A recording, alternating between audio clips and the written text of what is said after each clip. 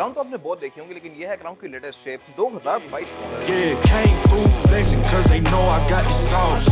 Got the presence on me, I can't ever take it off. That's why I came country boy stepping, yeah, I'm country boy stepping. Country boy stepping, yeah, I'm और country crown की boy ये stepping. 16th generation है। इसमें total 3 body types आती हैं, एक ये sedan वाली, क्रॉसओवर और फिर एसयूवी। सबसे पहले बात करते हैं इस गाड़ी की लुक्स की। ब्लैक कलर में ये गाड़ी लुक्स के लिहाज से सही मीन लगती है और इसके फ्रंट पे भी इसकी जो डीआरएल है ये एंड टू एंड कंटिन्यू कर दी गई है नई वाली शेप में, और इससे इसकी लुक सही इलेक्ट्रिक कार्स वाली आती है ये गाड़ी हाइब्रिड। इंजन भी इसमें 3 मेन आते हैं, वो मैं कवर करूंगा आगे जाके। बट इसके फ्रंट पे बहुत सारा ब्लैक एरिया आता है जो कि ब्लैक में छुप जाता है। ये जगह इररिस्पेक्टिव ऑफ कलर ब्लैक ही आती है, और इसमें फिर कुछ टू टोन वाले वर्जन भी आते हैं, वो भी पाकिस्तान में कुछ गाड़ियां फेर रही हैं। लेकिन इसमें मैंने व्हाइट गाड़ी का रिव्यू किया हुआ है और वो गाड़ी आरएस एडवांस वर्जन थी। उसकी लुक्स बहुत ज्यादा मीन होती है, लेकिन वो गाड़ी इससे कंपैरेटिवली महंगी भी ज्यादा होती है। ये जिस प्राइस पॉइंट पे है मेरे ख्याल से टोटली जस्टिफाइबल है। इसकी आस्किंग है 2,95,00,000 रुपए, और आपको 2.5 करोड़ 270 के आसपास तो 18 की ये पुरानी शेप वाली क्राउन मिलती है। 18-19 की, 20-22 की अगर आप गाड़ी ले तो वो भी काफी महंगी होती है। ये गाड़ी आपको 22 की नई शेप वाली 295 में मिल रही है, तो मेरे ख्याल से ये गाड़ी टोटली वर्थ इट है। फिर जहां बात फीचर्स की तो इसकी हेडलाइट की एलईडी वाली आती हैं, और इसमें फिर अब यहाँ पे पार्किंग सेंसर्स भी दिए गए हैं, एडएस के फीचर्स भी आते हैं, और क्राउन का लोगो भी टोयोटा ने अपडेट कर दिया है। ये थोड़ा बोल्ड सा दे दिया गया है, और ये है भी शैडो क्रोम में, मोस्टली नई गाड़ियों की तरह। और बैक एंड भी इसका लुक्स के लिहाज से पूरी ही गाड़ी की तरह सही मीन है। टेल लाइट्स भी यहाँ पे एंड टू एंड कंटिन्यू कर रही है, और यहाँ पे डिटेल्स में इतना वर्क किया गया है कि कैमरास भी यहाँ पे दो दिए गए हैं। एक रिवर्स कैमरा है नॉर्मल व्यू के लिए, और फिर एक फिश आई वाला कैमरा है जो कि आपको बैक का सही वाइड व्यू देगा। और इन दोनों कैमरास के लिए प्रॉपर यहाँ पे वॉशर भी दिए गए हैं कि अगर ये गंदे हो जाएं यहाँ पे वॉश भी करेंगे। फिर क्राउन की बैच यहाँ पे आप इंडिविजुअल दे दी गई है, पार्किंग सेंसर की गाड़ी बैक पे ऑफर करती है। किट्स वगैरह स्पेसिफिक आप ज्यादा नहीं लगी हुई, तो इसकी लोग थोड़ी कंपैरेटिवली छोटी छोटी आ रही हैं। आरएस एडवांस सारा लाइक हैवी फीलिंग देती है, लेकिन ब्रेकर्स पे वो गाड़ी आपको थोड़ा तंग करेगी।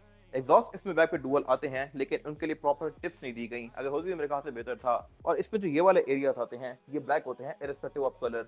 अगर आप टू टोन वाली गाड़ी लेते हैं तो ये जगह ब्लैक आएगी, गाड़ी बेशक व्हाइट हो जिस मर्जी कलर में हो, लेकिन ये क्योंकि पूरी ही ब्लैक है तो इसमें सारा कुछ छुप गया है। फिर टेलगेट इसमें फॉरवर्ड है जो कि अनलॉक करने पे इस तरह से ऑल द वे अप जाएगा, और ट्रंक कैपेसिटी के लिहाज से भी गाड़ी डिसेंट है।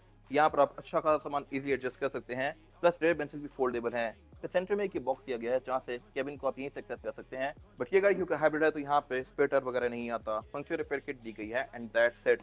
कैबिन का डिग्गी से अलग है। यूजली स्पोर्ट्स बैक में होता है कि डिग्गी और कैबिन एक ही लेवल पे होती हैं, बट इसके केस में ऐसा नहीं है। प्रॉपर यहाँ पे अलग से डिग्गी दी गई है, बट डीप बहुत सारा नहीं है ये बैटरी पैक की वजह से। और साइज के लिहाज से ये गाड़ी एक प्रॉपर D7 की सेडान है। इसका डायरेक्ट कंपटीशन बनता है सोनाटा या मर्सिडीज ई क्लास वगैरह। एस क्लास वगैरह से थोड़ी बड़ी हो जाती हैं, बट लग्जरी के लिहाज से, ड्राइव के लिहाज से ये गाड़ी काफी हद तक एस क्लास के पास ही है। रिम भी इस गाड़ी में सेडान होते हुए 21 इंचेस के दिए गए हैं, जो कि सही जॉइंट लग रहे हैं इसमें, और इस वाले वर्जन में ये सिल्वर हैं। अगर आप इसमें आरएस एडवांस लेते हैं तो उस पे ये टू टोन में हो जाते हैं।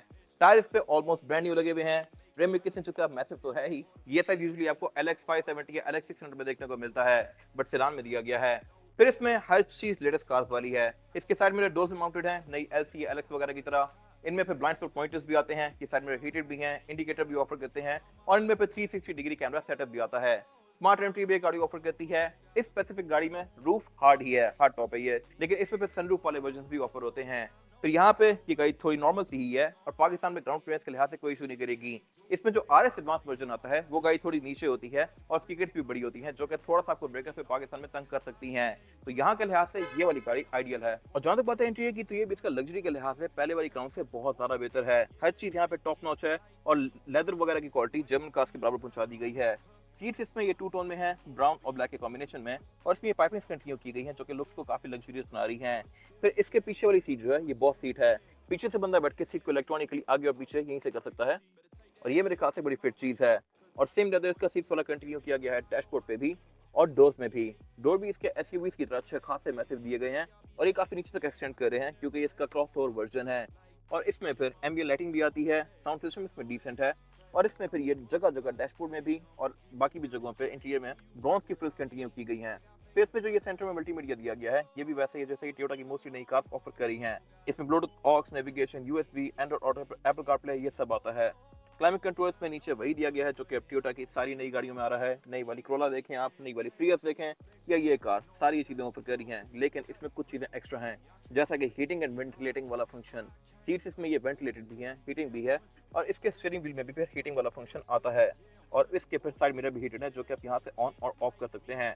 Climate control dual zone offer करती है, और एक चीज गाड़ी में बड़ी फिट है वो ये है कि इसका जो वायरलेस चार्जर है ये वर्टिकल है। फोन के अंदर सीधा खड़ा हो जाता है और मेरे ख्याल से ये डिजाइन पहले अडॉप्ट करना चाहिए था कंपनीज को। सीधा फोन रखने का कोई सवाब नहीं है, मोस्टली नोटिफिकेशन फोन के ऊपर ही आते हैं और वो जगह आपको विजिबल होती है और फोन खड़ा हुआ जगह कम लेता है, तो इसमें वो चीज दी गई है और मेरे ख्याल से बड़ी फिट है। फिर इसका गेज सिलेक्टर नई प्रीवियस जैसा ही है, काफी छोटा सा है और इसको आप जैसे ही डी में डालते हैं या रिवर्स में डालते हैं तो इसका ये कैमरा सेटअप ऑन हो जाता है। पार्किंग ब्रेक इसकी इलेक्ट्रॉनिक है, यहाँ ड्राइव मोड दिए गए हैं। सेंटर कंसोल इसका नई वाली मर्सिडीज की तरह दोनों तरफ से ओपन होता है इस तरह से, बट कूल बॉक्स वगैरह ये गाड़ी ऑफर नहीं करती। फिर इस स्पेसिफिक गाड़ी में रूफ जो है ये सारी फिक्स है। अगर इसमें सनरूफ होती इस स्पेसिफिक गाड़ी में तो इसकी मार्केट कंपैरेटिवली थोड़ी बेहतर हो जाती, लेकिन मेरे ख्याल से एंड यूजर के लिहाज से ये फिट चीज है। कम पैसे में आपको नई वाली शेप मिल रही है। फिर यहाँ प्रॉपर ये माइक्स वगैरह दिए गए हैं ऑडियो रिसेप्शन के लिए। रेडमी मिरर्स का ऑटो डिमिंग फीचर के साथ है। फिर स्टीयरिंग व्हील भी इसका बिल्ड क्वालिटी के लिहाज से नेक्स्ट लेवल है ही, प्लस यहाँ मल्टीमीडिया के बहुत सारे फंक्शंस दिए गए हैं और मीटर भी इसका पूरी ही स्क्रीन है जिसको काफी हद तक कॉन्फ़िगर कर सकते हैं। है भी ऐसा ही हाई डेफिनेशन और ऐसी स्क्रीन नई वाली ऐसी 300 सीरीज में भी आती है और ग्राफिक्स LX600 में भी काफी हद तक ऐसे ही आते हैं। वाइपर इसमें रेन सेंसिंग है, हेडलाइट इसमें ऑटोमेटिक है। ये हेड अप डिस्प्ले भी ऑफर करती है और एक चीज इसमें वियर्ड है वो ये है कि रिवर्स करते हुए अगर इसके पीछे कोई बंदा गुजर जाए तो ये गाड़ी बड़े जोर की ब्रेक मारती है। और इसके ड्राइवर की सीट पे मेमोरी फंक्शन भी आते हैं। फिर इसके साइड मिरर भी ऑटो रिट्रैक्टेबल है और यहाँ भी वही ब्रॉन्ज पेयर्स कंटिन्यू की गई हैं जो कि बाकी के इंटीरियर में आती हैं। सीट्स इसमें ऑब्वियसली इलेक्ट्रॉनिकली एडजस्टेबल हैं, इनमें लंबा सपोर्ट भी आता है। रेयर पैसेंजर्स के लिए भी रूम यहाँ पे डिसेंट है, 2 से 3 लोग कंफर्टेबली बैठ सकते हैं। अमेनिटीज भी यहाँ पे फिट हैं, यहाँ प्रॉपर क्लाइमेट कंट्रोल के वेंट्स दिए गए हैं, पावर आउटलेट दिए गए हैं, C2C वाले भी और सिंपल वाला भी। लेकिन यहाँ पे एक चीज कम है, वो है क्लाइमेट कंट्रोल की zone. Top of line version यहाँ पे पूरी जोन ऑफर करता है, बट मेरे ख्याल से ये कि बहुत ज्यादा मैटर नहीं करती, पैसे कम होना मैटर करता है पाकिस्तान में। बाकी इसमें सीट्स ये पूरी ही लेदर की फिनिश में है। सेंटर में ये हम पाता है क्योंकि ये गाड़ी ड्राइव व्हील ड्राइव है, यहाँ से इसकी ड्राइव ट्रेन जा रही होती है।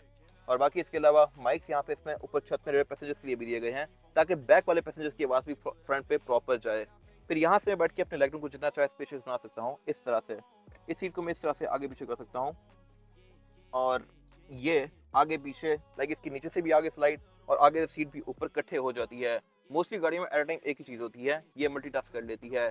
रेयर पैसेंजर्स के लिए एयर वेंट्स पाँव पे भी आते हैं, प्लस यहाँ एम्बिएंट लाइटिंग भी दी गई है। और इंजन इस गाड़ी में आता है 25 CC hybrid. Top of line इसमें इंजन आता है 2.4 टर्बो वाला और वो गाड़ी में हाइब्रिड होती है, लेकिन ये इंजन पाकिस्तान के लिहाज से ज्यादा फिट है।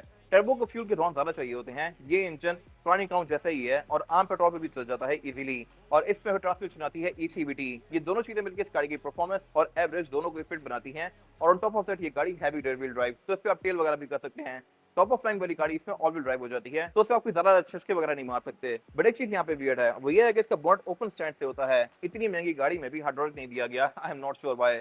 बोनट के अंदर इसके प्रॉपर इंसुलेशन दी गई है, ABS, traction control, drive mode, ये सब तो यहाँ पे आता ही है। ये 22 मॉडल है, 25 दिसंबर की इंपोर्ट है, जी लेदर पैकेज है और इसकी डिमांड है 2,95,00,000 रुपए। ये सेगमेंट मोटरस्पोर्ट के पास अवेलेबल है। अगर आपने इसके बारे में कोई इन्फॉर्मेशन लेनी है तो आप दिए गए नंबर पे कॉल कर सकते हैं या फिर आप सेगमेंट मोटरस्पोर्ट को विजिट कर सकते हैं जो कि रावलपिंडी में DHE2 के गेट 1 के ऑपोजिट लोकेटेड है। हमारे पास इसके अलावा भी और भी काफी सारी लग्जरियस कार्स अवेलेबल हैं, तो गाड़ी की modification, buying and selling, car care या किसी भी तरह के काम के लिए segment motorsport is the place. अगर आपको वीडियो पसंद आई है तो उसको लाइक जरूर कीजिएगा, चैनल को सब्सक्राइब भी जरूर कीजिएगा और अगर आपके पास गाड़ी से रिलेटेड कोई भी राय है तो उसको कमेंट सेक्शन में शेयर भी जरूर कीजिएगा ताकि वो लोग जो ये गाड़ी लेने वाले हैं वो आपकी राय से फायदा उठा सकें। अपना ख्याल रखिएगा। Thank you. I know you love the way that I'm gon' keep on. Yeah. Can't do flexing 'cause they know I got the sauce. Got the presents on me, I can't ever